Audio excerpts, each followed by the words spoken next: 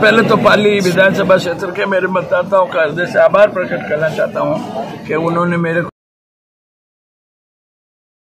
को इस काबिल समझा कि एक 25 साल का जो एकाधिकार था भारतीय जनता पार्टी का, उस एकाधिकार को खत्म करके मेरे जैसे साधारण आदमी को विधानसभा में जाने का मौका दिया।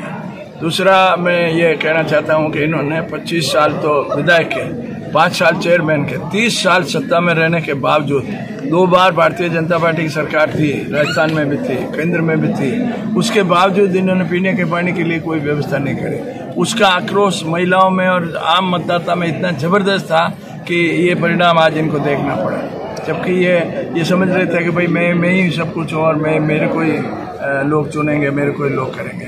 दूसरा, बांगड़ हॉस्पिटल को इन्होंने दुर्गति कर रखी है। बांगड़ हॉस्पिटल को इन्होंने रेफरल हॉस्पिटल बना दिया। ब्लड बैंक में अपनी दादागिरी चलती है, इनकी स्लिप के बिना ब्लड नहीं दिया जा सकता, जबकि लोग अपने जन्म दिवस पर ब्लड देते हैं। सैकड़ों यूनिट जमा होते हैं, वो सैकड़ों यूनिट का अपना कंट्रोल करके इनकी स्लिप के बिना ब्लड बैंक से ब्लड नहीं दिया जा सकता। दवाइयाँ देके दवाइयाँ अनऑथराइज है, दवाइयाँ घर पे स्टोर नहीं कर सकते, लेकिन इन्होंने घर पे पूरा दवाइयों का भंडार बना रखा है। और ये मेडिकल हेल्थ वाला ऑफिसर पता नहीं क्या कर रहे थे, इतना गैर कानूनी काम को आज तक ये टॉलरेट करते रहे। उनको भी इन्होंने डरा रखा था कि तुम कुछ करोगे तुम्हारे को मैं वो कर दूंगा। तो प्रदूषण का इन्होंने कोई सॉल्यूशन नहीं किया। प्रदूषण के लिए ये फैक्ट्री वालों से वोट भी लेते थे, चंदा भी लेते थे, और बार टेलीफोन कर करके उनसे चंदा लेते थे। और वो बेचारे क्या करें, वो चंदा नहीं दे तो ये उनको तकलीफ देते थे। एक ब्लैकमेल करने जैसा काम इन्होंने अपना रखा था।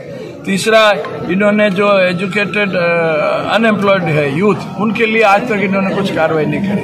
जबकि मेरी मंशा है कि मैं हिंदुस्तान में जो मल्टीनेशनल कंपनीज आ रखी है, उन मल्टीनेशनल कंपनीज के ह्यूमन रिसोर्स डेवलपमेंट के जो हाईएस्ट ऑफिसर है, सीईओज है, उन लोगों को ला के मेरे जो एजुकेटेड अनएम्प्लॉयड यूथ है, बहुत टैलेंटेड है, उन लोगों से इंटरेक्शन करा के उनको मल्टीनेशनल कंपनियों में एम्प्लॉयमेंट दिलाने की चेष्टा करूंगा। जो मल्टीनेशनल कंपनीज में नहीं जा पाएंगे, वो क्या खुद व्यापार करना चाहता है या क्या कुछ कारोबार करना चाहता है, कि किस तरह की कोई वर्कशॉप, किस तरह का कोई अपना एम्प्लॉयमेंट के लिए क्या करना चाहते हैं, उनको मैं राजस्थान सरकार से, भारत सरकार से और विभिन्न वित्तीय एजेंसियों से मदद दिला के उनको अपने पैरों पर खड़ा करने की व्यवस्था करूँगा। दूसरा, एजुकेशन के लिए मैं सबसे बड़ी जो काम है वो यहाँ पाली में यूनिवर्सिटी खुलवाऊंगा और यूनिवर्सिटी खुलने से फिर बच्चों को वेरियस जो फील्ड है, वेरियस जो एक्टिविटीज़ है, वेरियस जो एजुकेशन की फैकल्टीज़ है, उनमें सब में एडमिशन का और उनमें सब में स्टडी करके अपना भविष्य संवारने का मौका मिलेगा। पाली की बात करें, पाली में परिवर्तन हुआ है लंबे समय बाद में, लेकिन राजस्थान में भी सत्ता में परिवर्तन हो रहा है, तो इससे कहीं कुछ नुकसान नहीं होगा? वो कोई नुकसान नहीं है।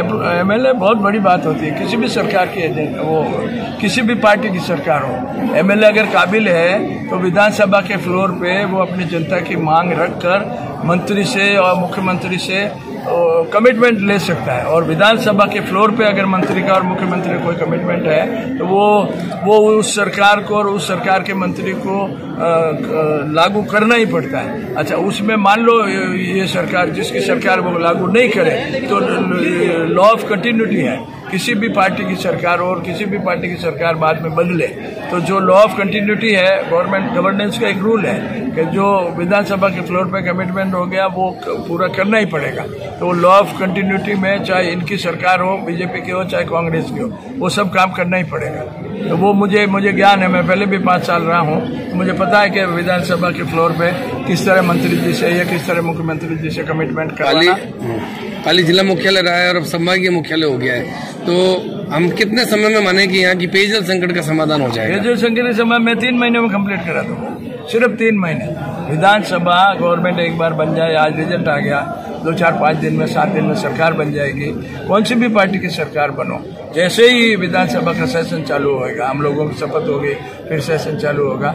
सेशन में मुझे पता है कि कैसे किसी तकलीफ को उठाना, कौन से 195 में उठाना, 382 में उठाना, किस सेक्शन में उठाना, वो मैंने पूरी किताब स्टडी कर रखी है। तो वो मैं व्यवस्था करके, मैं फ्लोर पे व्यवस्था जमा के, मैं 2-3 महीने के अंदर अंदर पीने के पानी की समस्या का फर्स्ट क्लास निदान कर लूँगा। सबको राहत मिल जाएगी कि भाई सबको ये हो जाए, महसूस हो जाएगा कि हाँ भाई पीने का पानी मिलने लगा।